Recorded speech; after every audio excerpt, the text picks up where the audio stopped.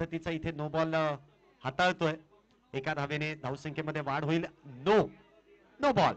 इथे डगआउट मध्ये काहीशी चर्चा सुरू आहे की भीमर चेंडू त्याला बॅट लावली असते तरी चालले असते, अतिरिक्त धावा मिळाल्या असत्या, परंतु पुढचा चेंडू फ्री हिट आहे. इथे आखूड टप्प्याचा चेंडू शॉर्ट अंपुल इथे होतोय सक्सेसफुल. चेंडू जाईल पुन्हा एकदा डीप स्क्वेअर लेगच्या डोक्यावरून षटकार 6 धावेंसाठी. काय बॅटिंग इथे आपल्याला पाहायला मिळते. एका बाजूने आपण पाहतो श्रेयस इंदुलकर तो फटकेबाजी करतोय, परंतु इथे सचिन देखील काय अफलातून साथ देतोय.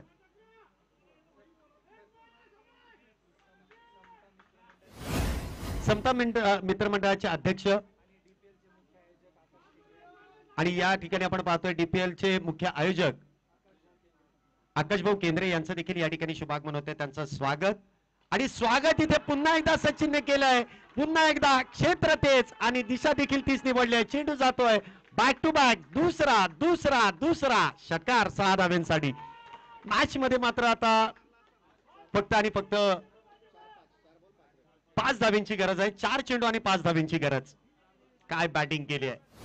अफलातून बॅटिंगचा नजारा इथे आपल्याला पाहायला मिळतोय. 87 धावेंचं लक्ष्य देखील अगदी सोप्या पद्धतीने इथे पार करण्याचा प्रयत्न केलाय. अजूनही मॅच संपलेले नाही. अविनाश रामगुडे इथून देखील कमबॅक करू शकतील का. पुढचा चेंडू पुन्हा एकदा फुल्लर लेनचा चेंडू हेलिकॉप्टर पद्धतीने खेळून काढलाय अलॉंग दी कार्पेट. लॉंग ऑफच्या दिशेने एक धाव पूर्ण आहे. एका धावेवरती समाधान आहे. आता मात्र मॅच इथे आटोक्यात आली आहे. 3 चेंडू अजूनही शिल्लक आहे आणि 3 चेंडू मध्ये अजूनही 4 धावेंची गरज आहे. सामना जर बरोबरीत सुटला तर सुपर ओव्हर हा नियम आहे. आपण सुपर ओव्हर या अगोदर देखील पाहिलेले आहेत. तब्बल 2 सुपर ओव्हर आपण पाहिले आहेत.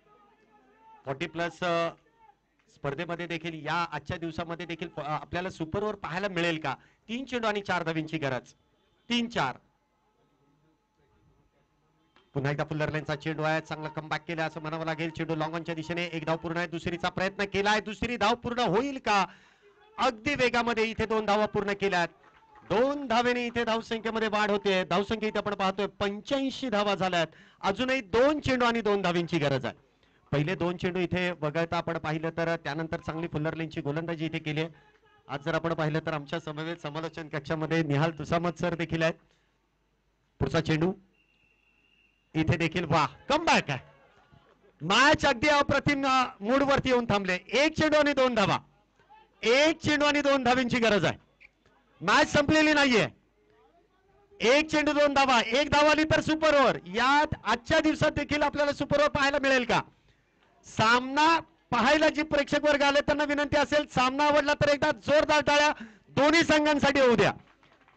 पुण्याबरोबर मुंबई संघ देखील इथे अप्रतिम खेळ करतोय. परंतु एक गोष्ट मुंबईकरांना देखील मी सांगू इच्छितो, पुणे तिथे काय उणे. इथे पुणे संघ देखील चांगलं कमबॅक करतोय.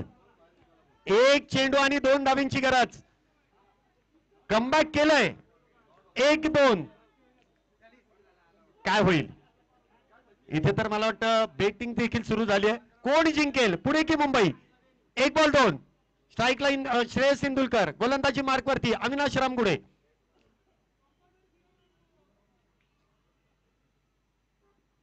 इथे मोठा फटका खेळण्याचा प्रयत्न. चेंडू हवेत आहे.